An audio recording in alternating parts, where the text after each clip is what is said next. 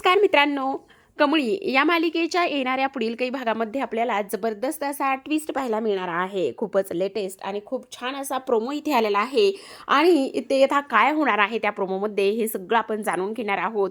कामिनीने टाकलेला डाव आता इकडे पूर्ण फ्लॉप झालेला असतो. त्याचबरोबर कामिनीने इकडे आता नयनताराला ब्लॅकमेल केला आहे, ही सुद्धा गोष्ट सर्वांसमोर येणार असते.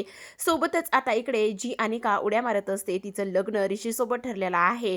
ते मात्र बंड्याने ऐकल्यामुळे आता इकडे ऋषी आणि जी कमळी आहे त्या दोघांनी मिळून इकडे आता ह्यांचा डाव सगळा फ्लॉप केलेला असतो. ऋषीने समजल्याबरोबर इकडे अनिकाचं थोबाड पडलेलं असतं. ह्या सगळ्या गोष्टी आपल्याला येणाऱ्या पुढील काही भागामध्ये पाहायला मिळणार आहेत. त्यामुळे व्हिडिओ हा शेवटपर्यंत नक्कीच पहा. हे सगळं कसं होतंय, काय होतंय आणि कशा पद्धतीने घडून आलेलं आहे हे सगळं काही हे आपण आजच्या या ट्विस्टमध्ये पाहूयात. तर आता प्रेक्षकांनो, आपण पाहतो की इकडे कामिनीने नयनताराला ब्लॅकमेलिंगसाठी फोन केलेला असतो. काही कर, पण ऋषीचं लग्न माझ्या अनिकासोबतच होणार आहे, ही गोष्ट तू ताबडतोब सांग म्हणून तिने फोन केलेला असतो. नयनतारा स्पष्टपणे म्हणत असते, मी असं अजिबात करणार नाही. पण आता कामिनी म्हणत असते, तुला हे सगळं करावंच लागणार आहे. जर तू ह्या सगळ्या गोष्टी नाही केल्यास तर काय होईल हे तुला कळणार नाही. तुझ्या मुलीचा व्हिडिओ मी व्हायरल करणार आणि त्याचबरोबर तुझी जी बदनामी होईल त्या सगळ्या गोष्टीला तू जबाबदार असशील. पण आता नयनतारा घाबरलेली असते आणि तिला माहिती असतं की आपली इज्जत, त्याचबरोबर आपलं जे काही प्रोफेशनल आहे त्यामध्ये कुठलाही खोडा इथे कोणी मोडता घातल्याला मला चालणार नाही आहे, त्यावर डागधब्बा लागलेला मला चालणार नाही. म्हणून ती आता इकडे ऋषीशी बोलत असते. ती म्हणत असते, ऋषी मी तुझं लग्न ठरवलंय. त्यावर तो म्हणत असतो, आई हे तू काय बोलतेस, कोणाशी ठरवलंयस? आणि तेव्हा समोर येणाऱ्या एका कामिनी, रागिनी ह्या तिघीजणी सुद्धा आलेल्या असतात. तोंड गोड केलेलं असतं आणि इकडे आता हे लग्न ठरवण्यात आलेलं असतं. आता अनिकाला मात्र काही दम निघत नाही. ती कॅफेमध्ये जाते, मैत्रिणीला सांगत असते, माझ्या आजीनं म्हणजेच कामिनीने असं काही डाव टाकलेला आहे, त्या नयनताराला असं ब्लॅकमेल केलेलं आहे म्हणून विचारू नका. आणि त्या नयनताराला ब्लॅकमेल केल्यामुळे इथे आता ऋषी माझ्यासोबत लग्न करण्यासाठी तयार होणार आहे. आणि हे सगळं कुणी केलंय तयार, तर तुला सांगू का, हे सगळं नयनतारा आंटीने स्वतः तयार केले आणि स्वतः नयनतारा आंटीने ऋषीचा हात माझ्या हातामध्ये दिलेला आहे, माझ्या फक्त आणि फक्त इथे आजीमुळे. पण अगं तुझ्या आजीने ब्लॅकमेल केलंय कसं? त्यावर ती म्हणत असते, अगं एका व्हिडिओमुळे इथे हे सगळ्या गोष्टी घडलेल्या आहेत. आता हे सगळं बंड्याने ऐकलेलं असतं. तर आपण पाहतो की इकडे जेव्हा कामिनी गेलेली असते, कामिनी समोर आता इथे ऋषी असतो आणि त्याचबरोबर ती म्हणत असते, अरे इकडे तू आता इकडे आमचा जावई होणार आहेस. तो म्हणत असतो, म्हणजे काय? त्यावर नयनताराकडे तो पाहत असतो. सगळेजण तिथे असतात. त्यावेळेस मात्र नयनतारा म्हणते, हो कामिनी बोलते ते अगदी बरोबर आहे. ऋषी तुझं लग्न मी अनिकासोबत ठरवलेलं आहे, असं ती स्पष्टपणे सांगते. पण आता मात्र इकडे ह्या सगळ्या गोष्टी अगदी वाऱ्यासारख्या पसरलेल्या असतात. इकडे अनिका तर हवेत उडत असते. ती कमळीला गाठते आणि तिचं तोंड गोड करायला लागते. ऑलमोस्ट सगळ्या कॉलेजमध्ये तिने मिठाई वाटून झालेली असते. इकडे आता कमळी म्हणत असते, काय चाललंय अनिका तुझं, तू वेडी आहेस का? त्यावर ती म्हणत असते, नाही गं, मी वेडी अजिबात नाहीये. अगं तुला तर इथे आनंद व्हायला पाहिजे, बघ ना मी काय केलंय. अगं तुला एक गोष्ट सांगू का? त्यावर ती म्हणत असते, बोल ना काय केलेलं आहेस?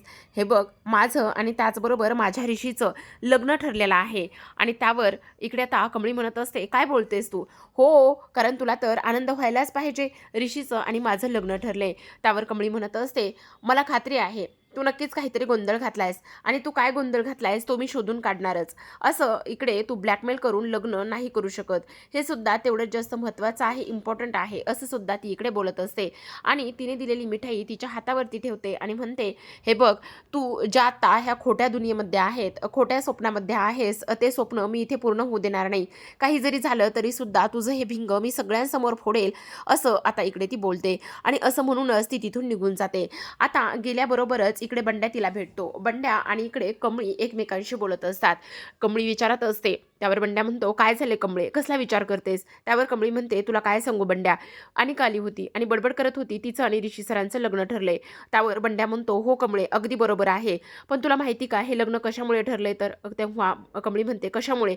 अगं त्या कामिनीने म्हणजे तिच्या आजीने नयनतारा मॅडमला ब्लॅकमेल केलंय, कसला तरी व्हिडिओ दाखवलाय आणि त्या व्हिडिओमुळे इकडे त्या ह्या लग्नासाठी तयार झाल्यात. मग आता कमळी विचार करते कसला व्हिडिओ असेल, म्हणून ती प्राजूला लगेचच फोन करते आणि विचारत असते कसला व्हिडिओ आहे. त्यावर ती म्हणत असते, त्या दिवशी चरणने मला जबरदस्ती करण्याचा व्हिडिओ आहे बहुतेक आणि तोच इकडे तिच्या हाती लागलेला आहे, असं आता इकडे ती बोलत असते. त्याचबरोबर आपण पाहतो की कमळीला सगळं काही समजलेलं असतं आणि तेव्हा ती बंड्याशी बोलत असते. बंड्याला म्हणते, "बंड्या, हे असं अजिबात होता कामा नये. कारण ती अनिका, हे बघ, ऋषी सरांचं लग्न होतंय चांगली गोष्ट आहे. अनिकाचं लग्न होतंय चांगली होते.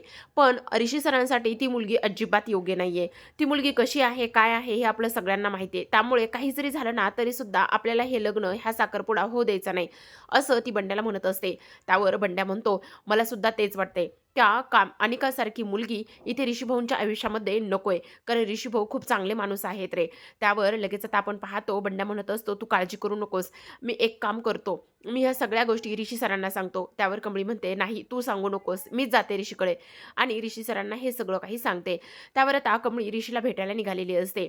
आता ऋषीला ती भेटते आणि म्हणत असते, "ऋषी सर, अभिनंदन तुमचं. तुम्ही लग्न करताय." त्यावर तो म्हणतो, "तुला कोण म्हटलं? ते महत्त्वाचं नाहीये. पण तुम्हाला न आवडणाऱ्या मुलीशी तुम्ही लग्न का करताय? तुमची आई हे तुमचं लग्न ठरवते, पण जबरदस्तीने ठरवते आणि त्याचबरोबर ह्या सगळ्या गोष्टी तुम्ही सुद्धा मनातून करत नाहीत. आणि ज्या मुलीच्या इथे वाऱ्याला सुद्धा तुमची आई उभी राहत नाही, त्या मुलीला तुमच्या आयुष्यात आणण्याचा प्रयत्न करते तुमची आई. मग तुम्ही ह्या सगळ्या गोष्टीचा शोध घेण्याचा का प्रयत्न केला नाही?" ऋषी म्हणतो, "म्हणजे तुला काय म्हणायचंय नेमकं?" त्यावर कमळी म्हणत असते, "हो, तेच म्हणायचंय. हे बघा, ज्या दिवशी चरणला पण पोलिसात दिलं आणि त्याने एक व्हिडिओ बनवला होता इकडे प्राजूसोबत जबरदस्ती करत असताना, आणि त्याच व्हिडिओ इथे कामिनी आजीच्या हाती लागलाय आणि ती कडू आजी मात्र एवढ्या खालच्या थराला गेली आहे की तिने त्या व्हिडिओमुळे तुमच्या आईला ब्लॅकमेल केलंय." आता इकडे मात्र ऋषी खूपच जास्त टेन्शनमध्ये आणि रागामध्ये आलेला असतो आणि तो म्हणतो, "हे सगळं अनिकाला माहिती आहे?" त्यावर ती म्हणत असते, "हो, मग नाही तर काय. अनिकाला ह्या सगळ्या गोष्टी माहिती तर असणारच ना." मग आता तो म्हणत असतो, "मग नाही, मी आता अजिबात शांत बसणार नाही. काही जरी झालं तरीसुद्धा त्या अनिकाला इकडे मी धडा शिकवल्याशिवाय शांत बसणार नाही." असं सुद्धा आता इकडे तो बोलत असतो. त्याचबरोबर आपण पाहतो प्रेक्षकांनो, की आता इकडे ऋषी खूपच जास्त पेटून उठलेला असतो आणि ऋषी पेटून उठल्यानंतर तो एक गोष्ट ठरवतो, काही जरी झालं तरीसुद्धा आता इकडे अनिकाला पकडायचं आणि अनिकाला ह्या सगळ्या गोष्टींचा जाब विचारायचा. आता ऋषीने अनिकाला फोन करून बोलावून घेतलेलं असतं आणि तो म्हणत असतो, "हे बघ, मला तुझ्याशी बोलायचं आहे. खूप इम्पॉर्टंट विषय आहे." त्यावर लगेचच आता आपण पाहतो की अनिका ऋषीला इकडे भेटायला जाते आणि ऋषी म्हणत असतो, "हे बघ, आता तू माझी लाईफ पार्टनर होणार आहेस.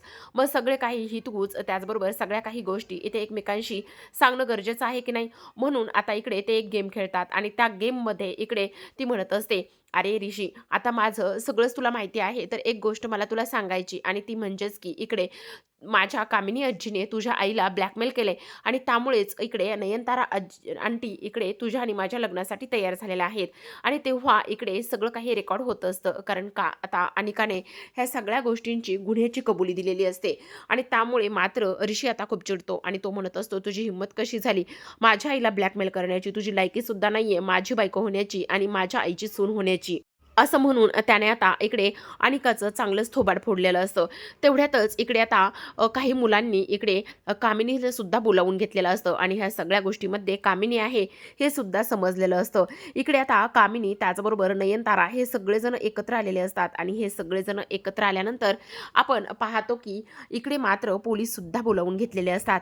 आता नयनतारा कामिनीला विचारते, "हे बघा, खोट्याला जास्त दिवस इथे आयुष्य नसतं. तुम्ही अशा पद्धतीने वागाल हे मात्र मला अजिबात मान्य नव्हतं आणि मी तुम्हाला अगोदरच सांगितलं होतं, काही जरी झालं ना तरीसुद्धा इकडे माझा मुलगा आणि तुमची मुलगी, तुमची नात इथे एकत्र कधीच येऊ शकत नाहीत आणि तुम्ही ब्लॅकमेल केलं होतं मला." असं म्हणून आता पोलिसांसमोर सगळं सगळं काही जे खरं आहे ते आता समोर आलेलं असतं. त्याचबरोबर प्रेक्षकांनो, आता इकडे कामिनीचा चांगलाच माज उतरलेला असतो. जी अनिका आता इकडे दिवसाढवळ्या ऋषीसोबत लग्न करण्याचं स्वप्न पाहत होती, त्या इकडे अनिकाचा सुद्धा सगळा डाव इथे फ्लॉप झालेला असतो आणि त्याचबरोबर आपण पाहतो ऋषीने सुद्धा आता इकडे अनिकाला चांगलंच थोबाड फोडलेलं असतं. आता ह्या सगळ्या गोष्टी कमळीमुळे झालेल्या असतात. त्यामुळे मात्र आपण पाहतो की तारा मात्र आता कमळीचे हात जोडून माफी मागत असते आणि तिला आभार सुद्धा मानत असते. "त्या दिवशी माझ्या मुलीचं आयुष्य वाचवलंस, आज माझ्या मुलाचं आयुष्य वाचवलंस, त्यामुळे आता मात्र खरंच तुझे उपकार मानावे तेवढे कमीच आहेत." असं सुद्धा आता इकडे ती बोलत असते. तर आता इथे शेवटी अनिकाचा प्लॅन जो आहे तो फ्लॉप झालेला असतो. जेव्हा ही गोष्ट आता इकडे घरी अन्नपूर्णा त्याचबरोबर राजनला समजणार, तेव्हा मात्र ते कसे रिॲक्ट होतील आणि जी कामिनी इथे तोंड गोड करायला आली होती त्याच कामिनीला आता इथे पोलीस सुद्धा घेऊन जाताना आपल्याला पाहायला दिसणार आहेत. तर आता प्रेक्षकांनो, अशाच नवनवीन डेली मालिकांचे अपडेट्स आणि त्याचबरोबर ट्विस्ट जाणून घ्यायचे असतील, पाहायचे असतील तर नक्की चॅनलला सबस्क्राईब करा.